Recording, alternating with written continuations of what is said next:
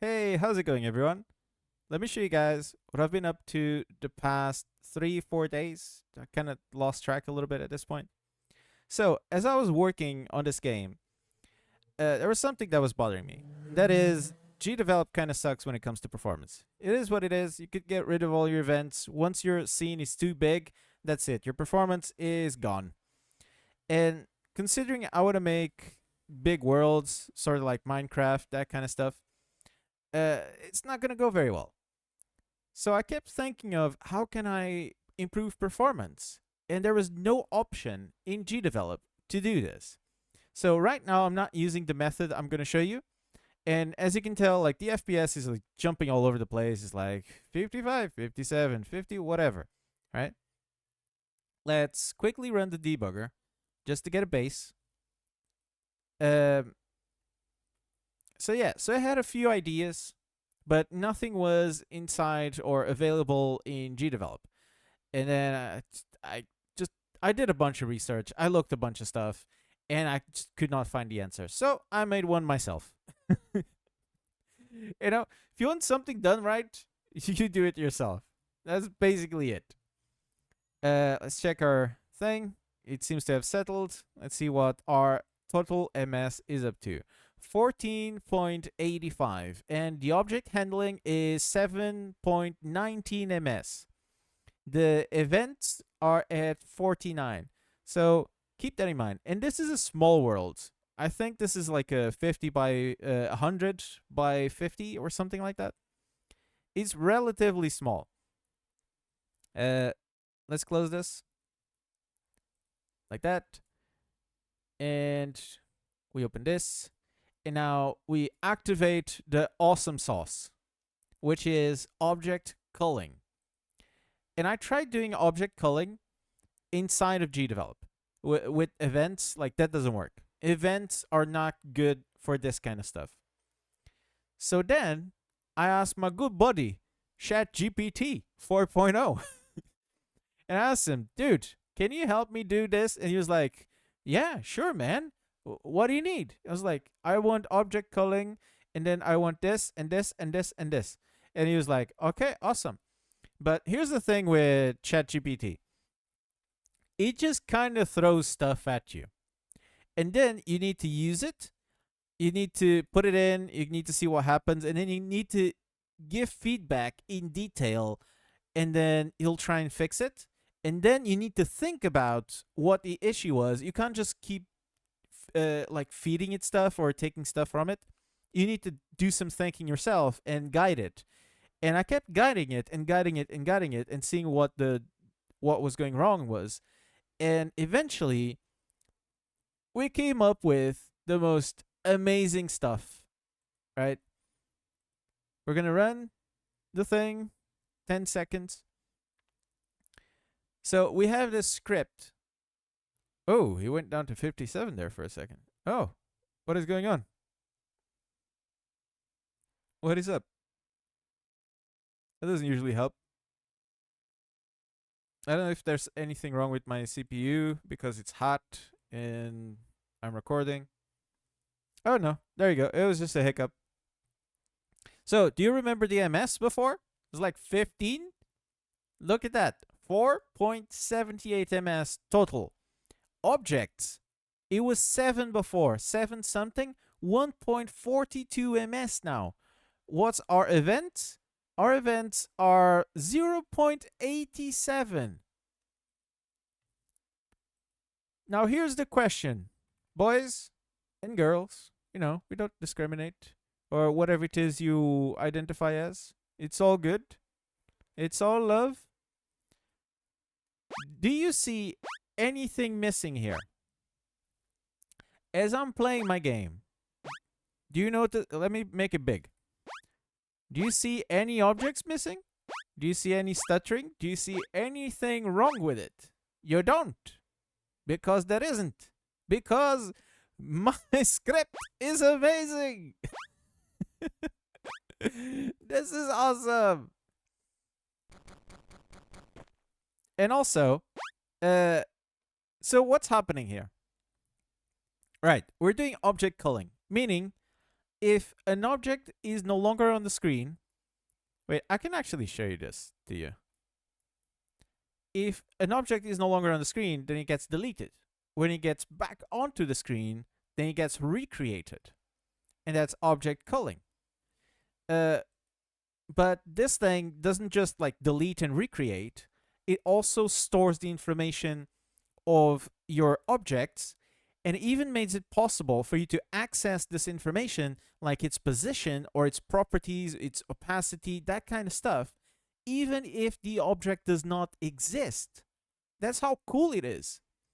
Like I made some stuff for it so that you can make a group where it tags where you make a couple events that tag it with a boolean, and if that boolean is on an object, then the object won't get culled or deleted, or it's going to get deleted forever, right? uh, and I did this because of my origin objects to create the world from.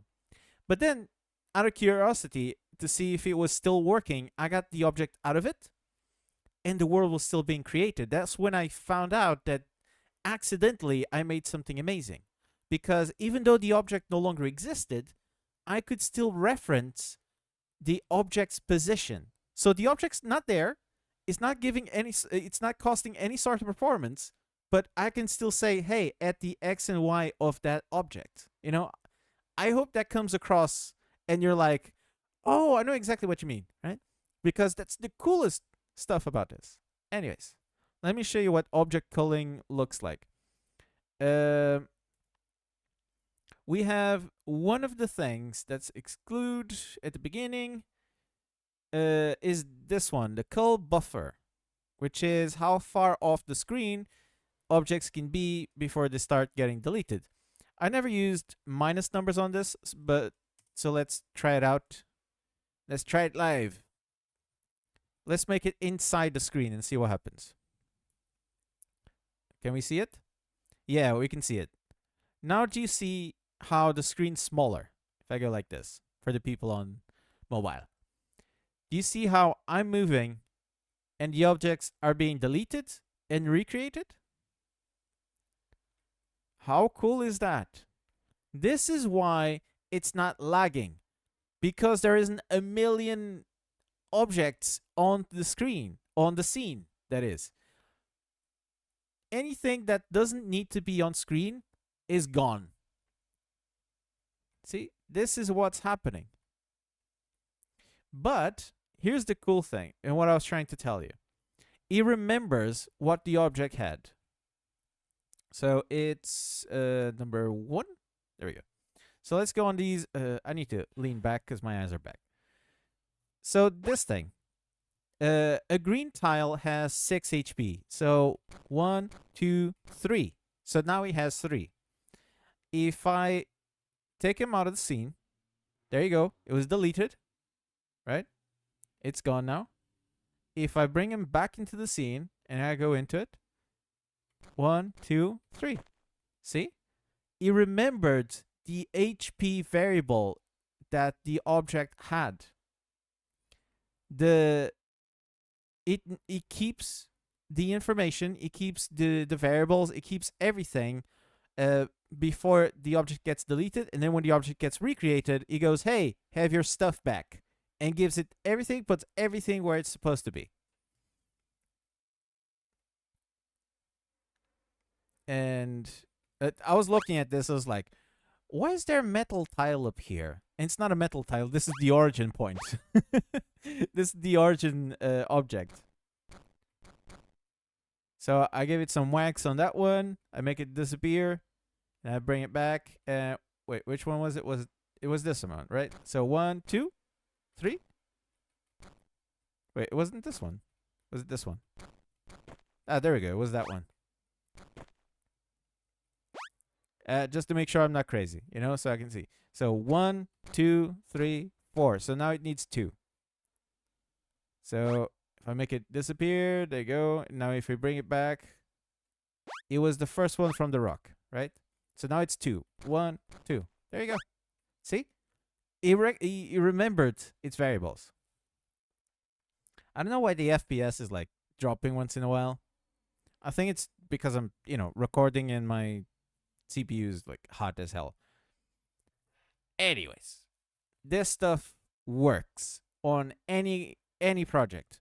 Now, how do you get this? Like, I should have started with this. You go onto your video description, on the side now, I think, and you get a link to this. This is me on the forums, Magic Biscuit. I made a comprehensive guide, like a step-by-step guide, and at the end of the guide, this is like setting up the variables and the events, which is something easy. It's like 3 events. And then you get to the bottom here, right? My eyes are still very, very bad. There you go. New variable. There you go. And you have this. This is the script. And all you do is you go all the way to the start. You make sure that it's JavaScript. So you be sure to copy all of it. All right?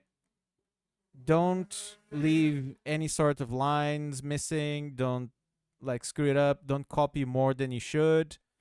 So be sure that you copy all the way here, all the way to the end. And then you just copy paste this into GDevelop, into a JavaScript node.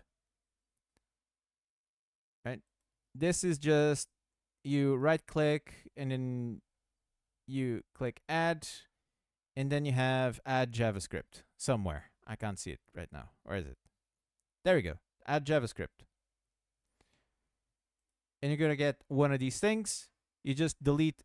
There's a single line here at the start. You just delete that one, and then you paste this thing. And if you paste it correctly, you should have 130, 130 lines, because the last line is empty. And the events are just these. It's a couple events for objects that you don't want to delete, objects that you want to delete permanently, and one for the buffer. And that's it. Also, the variables, this is very important. The variables have to have these specific names: cull buffer, exclude cull, and cull. These variables are written into the JavaScript. So if you don't use these precise names, exactly how they're spelled, then you're going to have a bad time. All of this is in the guide, in the video description, right? And that's it, man. Man, I wish there was like a whole big explanation behind this, but there isn't. It's just a couple of events, and that's it. You're golden. The buffer size, as you saw, is how far stuff can be off the screen before it gets deleted. Where is it again?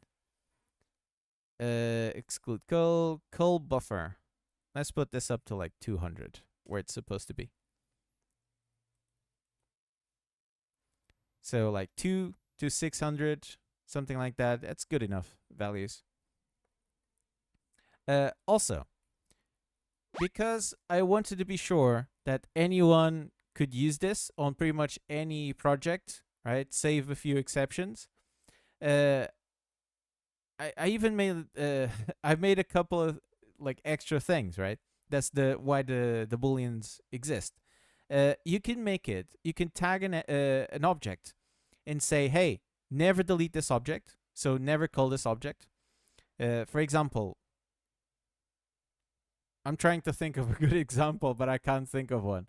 But anyways, if you have if you have an object that you don't want to delete, oh yeah, even though you can grab the information of the object when it's off screen, you can't collide against it, right? Because it doesn't exist. That's the one thing. You can't check for collision.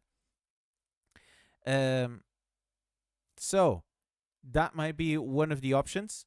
Like if you want to collide against something that's off screen, then you put that object into the exclude cull group, right? And then it's going to get that boolean. I explain all this in the guide, right? But I also made a cool one for this kind of stuff, where if you have a bullet and you're like, you don't want to add more um, more events, this just culls the bullet completely. The mo oh, I mean this one isn't. So this is a good example, right? So these bullets, they're staying off screen. Uh, they get to off screen, they get deleted, and then when they get recreated, they lose their forces. But I want them to just be deleted completely and never come back because it's a bullet. Why would it come back? So I'm gonna go into the stay cold group, and I'm gonna type in metal tile, which is it's a placeholder, right? It's not an actual bullet. I was just like, man, I need an object to shoot and test. So that's the one I made. So now, if I shoot metal tile, and now we go looking for it, it no longer exists. Because the moment it goes off screen, it just disappears. It gets deleted forever and ever and ever and ever. I could shoot a million of these that they just disappear. Oh, pardon me. Sorry. Anyways, I've been rambling on nonstop. I don't know why. I'm excited. I'm super excited because this is amazing. This is going to save so many projects. Oh, man. Getting the dust now on my nose. Still have the fan on because it's really hot. Dudes, I'm finally done with this. This has been 3 or 4 days of work. Every day I've sat down to work on this game, and I can't because I keep thinking, what if I make the world too big? You know, do I have to make worlds that are absolutely tiny? You know, for people to be able to play this. You know, for GDevelop to work on every single PC out there. It's horrible. It's absolutely horrible. And then I came up with this, and it's so freeing. You know, this is gonna be huge for GDevelop. Anyways, so as you saw, this is amazing. And all I have to do is go into the description. You have the script. You have the whole shebang on how to use it. Just follow along and you'll be fine. Man, I wish I could have made a better video to perfectly explain how awesome this is, but this is the best I got. It's the end of the day. I'm tired. I just wanted to show you guys this. Anyways, so I hope you enjoyed this. If you did, subscribe, leave a like, all that jazz. And I'll catch you guys on the next video. Hopefully with some actual progress on this game now that I'm done with this culling system. Right. Till next time. Peace out, guys.